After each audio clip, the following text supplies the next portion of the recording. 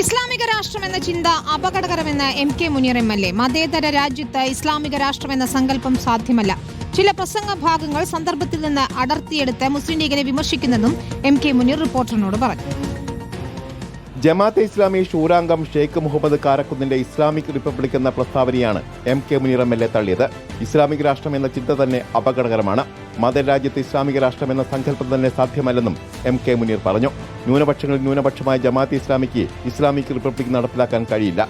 ന്യൂനപക്ഷത്തിൽ ന്യൂനപക്ഷമായിട്ടുള്ള ഒരു ജനവിഭാഗത്തിന് ഒരു രാജ്യത്ത് ഇസ്ലാമിക ഭരണമാക്കാൻ പറ്റുക.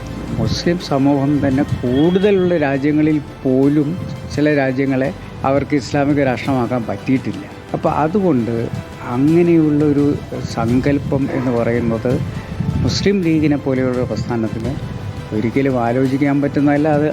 അതിന് അത്തരത്തിലുള്ള ആശയങ്ങളെ ചെറുത്ത് തോൽപ്പിക്കുക തന്നെ ചെയ്യും. മതേതര നിലപാടുകൾക്ക് വിരുദ്ധമായി മുസ്ലിം ലീഗിന് വർഗീയമായി ചിന്തിക്കാൻ കഴിയില്ല. സന്ദർഭത്തിൽ നിന്ന് നടത്തിയെടുത്ത ചില പ്രസംഗഭാഗങ്ങൾ ഉപയോഗിച്ച് മുസ്ലിം ലീഗിനെ വിമർശിക്കുകയാണെന്നും എം.കെ. മുനീർ പറഞ്ഞു. റിപ്പോർട്ടർ, കോഴിക്കോട്.